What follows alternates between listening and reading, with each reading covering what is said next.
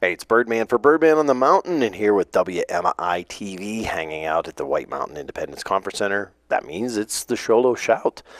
Today, I don't know who I've got. Some days we're in the realm of it's getting cool, even though traffic's been pretty nuts today It's been psycho. already. It's the cool, it's the wind, it's the leaves, and so much traffic. It's So, crazy. Kate Dobler, Alan, how are you? I'm good. How are you, Rob? Good. And you're with First Things First, I or is it the agency something else, or is it actually First Things First? Well, the formal name of the agency is Arizona's Early Childhood Development and Health Board. Holy crap! We Okay, go by yeah. First Things First. Can't imagine why.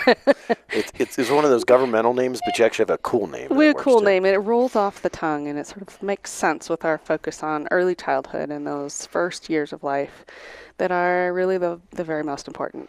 Yeah, and I've spoken to you several times over the years. It's a very important thing, the development of your child, and they say 0 to 5, and always laugh, and it's like, but no, it really is. It really is. It's that prep work and stuff that happens even before the baby shows up. That's right. And things that you do then actually affect your child's development. It really, in incredible ways. And really, the most important is that connection, that social bond Right.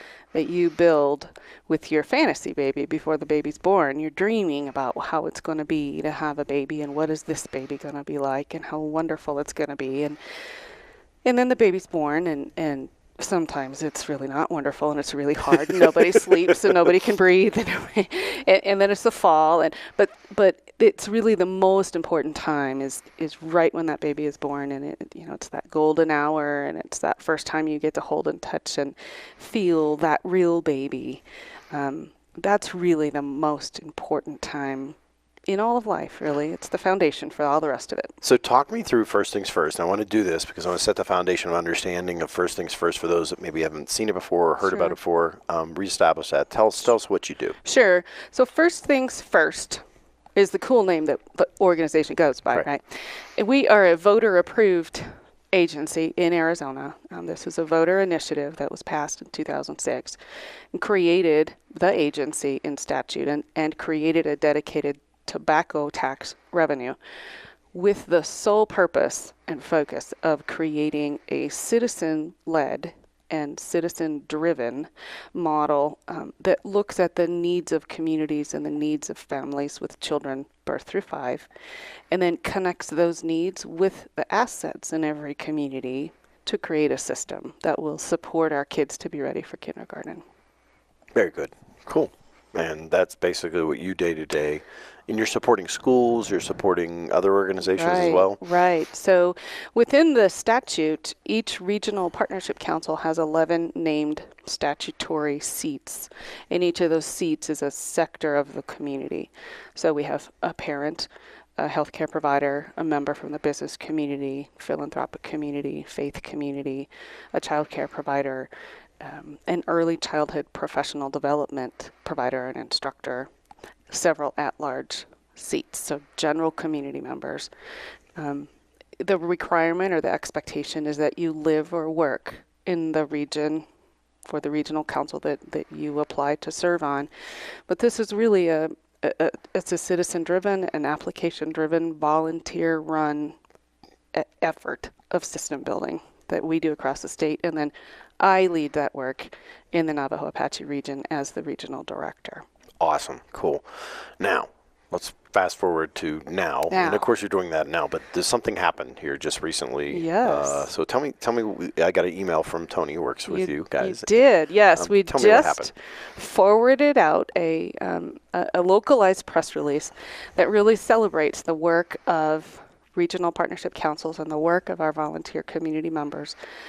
We as an agency were recognized by Harvard as one of the top 25 innovative organizations in the country.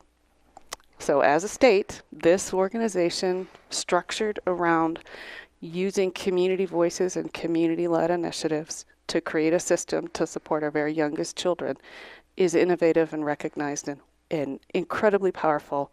And it's an incredible honor to really be recognized by Harvard.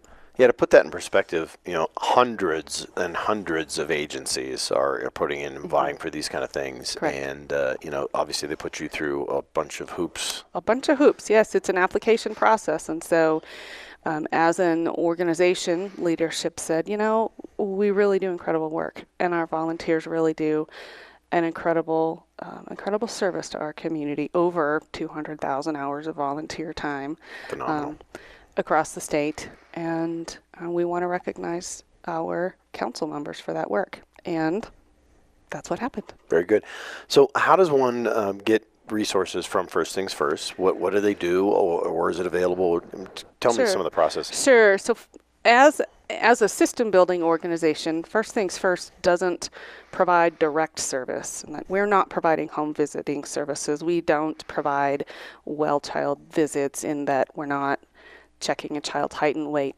What we do is strategically work with our community partners to do what they do better, to reach our youngest children and families with higher quality services, with more comprehensive services, with more intentionally connected and aligned resources, so that our partners, whether they're funded by First Things First or not, are not duplicating each other's work. They're not all vying for the same families. That we can have an array of resources that will meet families where they are with what they need, and then we can connect them across the partners that are available to serve. Very good. So what we're going to do is put information down in the liner notes, let people know links and things like that to find out more information, connect with you, or be able to find out how to get access to the things that you're putting out there and available for people. Absolutely. And if I can put in one more plug, Absolutely. one more link down Whatever there. you want to tell you. Right. I have an open seat on my regional council in the business sector. So Cool. Those terms are 4 years long. So we have a business seat currently open that, if seated this winter, would have about 2.5 years left on that term. And then in the spring, we will be doing additional recruitment. So we'll have another conversation about that beginning in January, February, about those 5 seats that I'll be looking for more community applicants to become engaged in this work, and then be able to be selected and seated beginning July 1. So that's like a board position, or It's a we're a public body, much like a city council or a school board. So It's an application process, interview process, recommendations to the state board, and then the state board formally and officially appoints you to the Regional Partnership Council. Very good. Cool. Anything else? I think that's it. Awesome. Thanks, Rob. So thank you for your time today. We really appreciate it. Hey, just want to remind everybody, the Community Shout's yours and open and available for you to put out any events, activities, recognitions, all this kind of stuff that's out there. And I mean, it can be as simple as a fundraiser for a family member. It could be something that's going on for the community. All of those kind of things, open and available. All you got to do is go to birdman.media. You don't need the .com. Because it's just .media. But yeah, so birdman.media, and you can find me there. You can send me an email. You can call me on the telephone. It's real easy. Facebook is an easy way to interface. If you're watching this on Facebook or a YouTube comment, doesn't matter. I'll get back to you. And we like to schedule these things out a couple weeks in advance. That's always good. This is the time of year we slow down a little bit, so you'll notice that I get down to 1 guest versus sometimes 7 guests. That happens. Anytime you want to come in to do that, we can do it here. We can do it in the Pine Top Lakeside. Doesn't matter. I'll coordinate with you and let you know what times they are. I'm Birdman. This is Birdman Media and also White Mountain Independent Television. And we want to tell you, go have some fun. And I don't see you around town. I'm going to catch you right here on the web.